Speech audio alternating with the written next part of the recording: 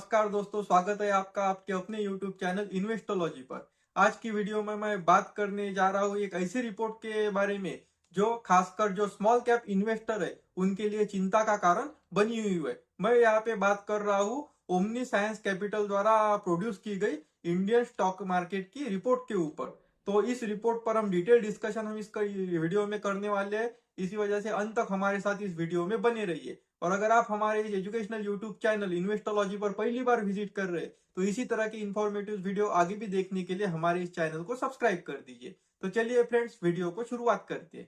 तो फ्रेंड्स, अगर हम बात करें ओमनी साइंस कैपिटल की रिपोर्ट के मुताबिक अगर हम बात करें तो जो इनकी रिपोर्ट के अनुसार जो निफ्टी 500 में लगभग जो 65% स्टॉक है वो इस समय ओवर वैल्यूड जोन में ट्रेड कर रहे हैं, जबकि करीब 35% स्टॉक फेयर वैल्यू या अंडर वैल्यूड माने जा रहे हैं। यानी भारत के टॉप 500 शेयरों में से आधे से ज्यादा शेयर अपनी कमाई के मुकाबले महंगे स्तर पर है। यह आकलन कंपनियों की अर्निंग ग्रोथ और उनके मौजूदा प्राइस के आधार पर किया गया है। सेक्टर वाइज देखें तो फाइनेंशियल सेक्टर सबसे बेहतर स्थिति में नजर आ रहा है, जबकि लगभग इसमें 70% जो स्टॉक है वो अभी भी अंडर वैल्यूड बताए जा रहे हैं और केवल 30% ओवर वैल्यूड है। जबकि इंडस्ट्रियल सेक्टर में तस्वीर लगभग बैलेंस नजर आ रही है और जबकि यूटिलिटी सेक्टर में अभी भी करीब 70% जो स्टॉक है वो यहाँ पे अंडर वैल्यूड माने जा रही है। इसके उलट कंज्यूमर स्टेपल में सबसे ज्यादा ओवर वैल्यूएशन देखने को मिलता है। यहाँ लगभग 70% से ज्यादा शेयर महंगे बताए गए हैं।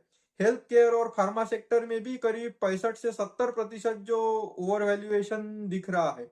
आईटी सेक्टर में हाल की गिरावट के बावजूद रिपोर्ट के मुताबिक करीब 60% स्टॉक अभी भी ओवर वैल्यूड है।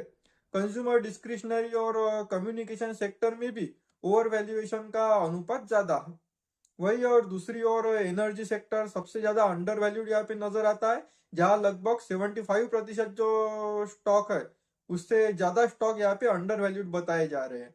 जिसकी एक बड़ी वजह पीएसयू कंपनीज और उनका मजबूत डिविडेंड स्ट्रक्चर है। रियल इस्टेट सेक्टर में भी हालिया तेज गिरावट के बाद अब 65 से 70% कंपनियां अंडर वैल्यूड जोन में दिखाई दे रही है। जब अगर मार्केट कैप के आधार पर देखें तो अब लार्ज कैप यानी टॉप 100 स्टॉक में करीब 23% जो पी 23% की पी पर ट्रेडिंग हो रही है और इसमें लगभग 64% जो स्टॉक है वो यहाँ पे ओवर वैल्यूड बताए गए हैं। मिड कैप सेगमेंट में अर्निंग ग्रोथ सबसे ज्यादा होने के बावजूद पी करीब यहाँ पे 28 के आसपास है और यहाँ करीब 69% यानी 69% स्टॉक जो है वो यहाँ पे ओवर वैल्यूड माने जा रहे हैं, जिसका कारण इस सेगमेंट में भारी मात्रा में पैसा आना है। स्मॉल कैप यूनिवर्स में स्थिति थोड़ी चिंताजनक लग रही है क्योंकि अर्निंग ग्रोथ मिड कैप से कम होने के बावजूद पी लगभग यहाँ पे 29 के आसपास है और यहाँ करीब 64% यानी 64% स्टॉक ओवर वैल्यूड बताए गए हैं।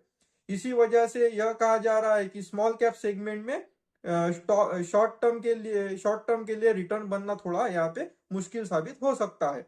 हालांकि यह एक बहुत जरूरी बात समझने की है कि ओवर वैल्यूड और अंडर वैल्यूड कोई स्थायी टैग नहीं होते। आज जो वैल्यूएशन महंगा लग रहा है वही आने वाले 7 8 10 सालों में नया नॉर्मल एवरेज भी बन सकता है। हर रिपोर्ट का अपना तरीका और अपना आधार होता है, इसलिए सिर्फ एक रिपोर्ट देखकर घबराना सही नहीं है। अगर आप 15 से 20 साल के लिए लॉन्ग टर्म 15 से 20 साल के लॉन्ग टर्म निवेशक है और अनुशासन के साथ निवेश कर रहे हैं तो ऐसी रिपोर्ट से डरने की बिल्कुल जरूरत नहीं है।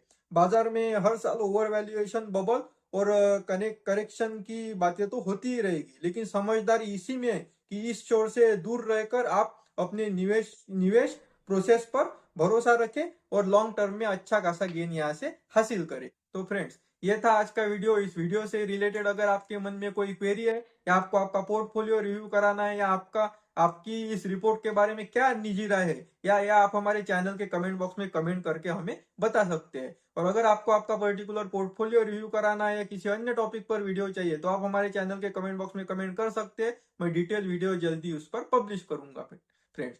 तो फ्रेंड्स, इस वीडियो में फिलहाल इतना ही, मिलते हैं नेक्स्ट वीडियो।